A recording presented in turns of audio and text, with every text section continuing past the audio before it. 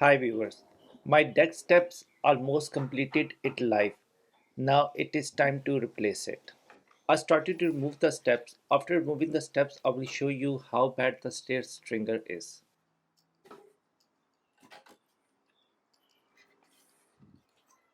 If any nail is longer which is not coming out easily, you can use a piece of wood and make it a lever and then pull out the nail. It will come out easily.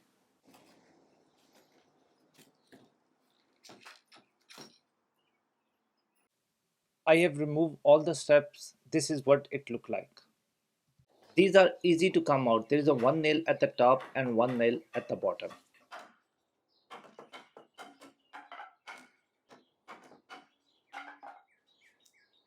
I see the wood crack almost on every step. Some are the worse than the other one. This is the good example. Take a hammer and start to hit it. It might not come easily, so you probably need to use the lever as well to remove the wood.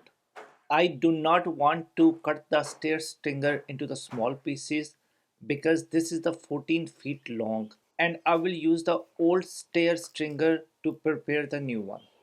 If you're going to use the old one as a temple, then any piece of the wood fall out, keep it safe, and if possible use a pencil to make a mark on it so you can place all the wood back at the same spot.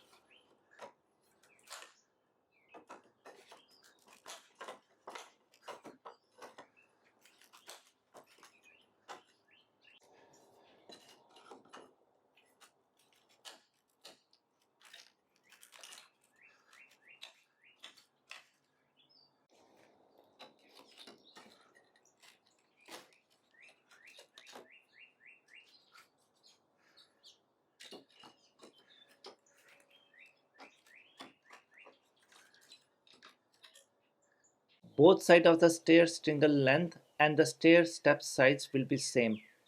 One is better than the other one. I will use this one as a temple to trace on the wood. If you are using any wood for outdoor, make sure to use pressure treated wood. If you are getting the wood from the Home Depot or Lowe's, they will also cut it free for you. I bought two 12 by 16 wood and then used circular and jigsaw to cut it.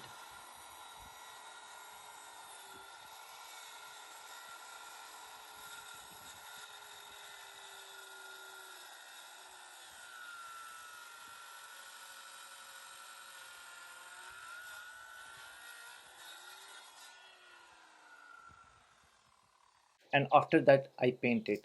Stair stringers are ready. I already screwed left side of stair stringer, now doing the right one. I am using the screw instead of nails. Side support is 3 by 3 inches. I am using miter saw to cut in an angle. I use the old wood as a temple to mark on it.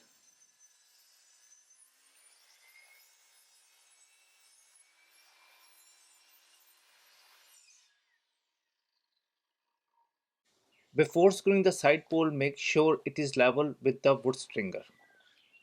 As I mentioned earlier, I am not using nail, so I will use the 4-inch screw here.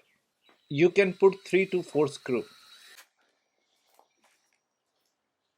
I put the both side of the wood stringer and the side supports as well. I started to screw wood for the steps. I will start from bottom to upward.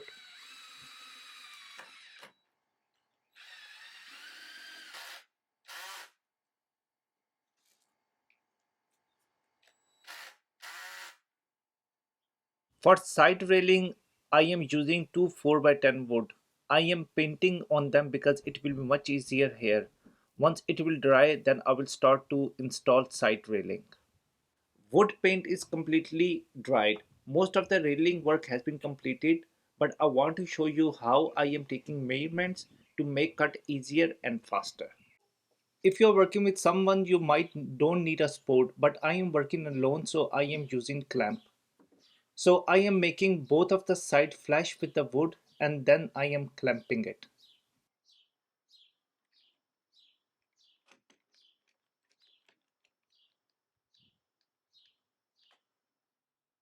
Repeat the same step on the other side as well. You can notice I am making both wood top flash with each other.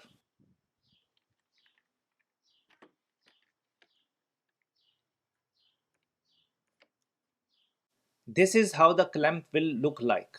Take a pencil and make a mark on the back side of the wood. I will cut the wood on the mark and it will be perfectly fit. You can use hand saw, miter, circular or jigsaw to cut the wood.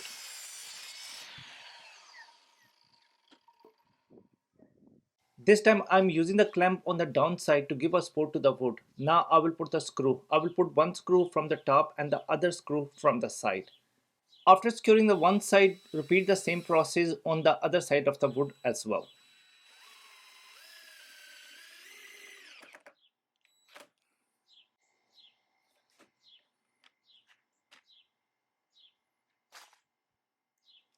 This part is not necessary, but I am putting on the top of the wood to give a better look for the railing.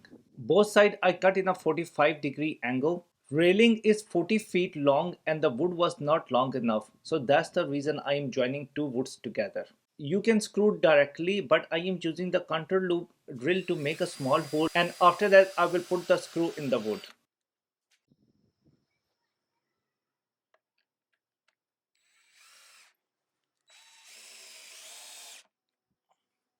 I am using the handsaw to cut the end part of the wood.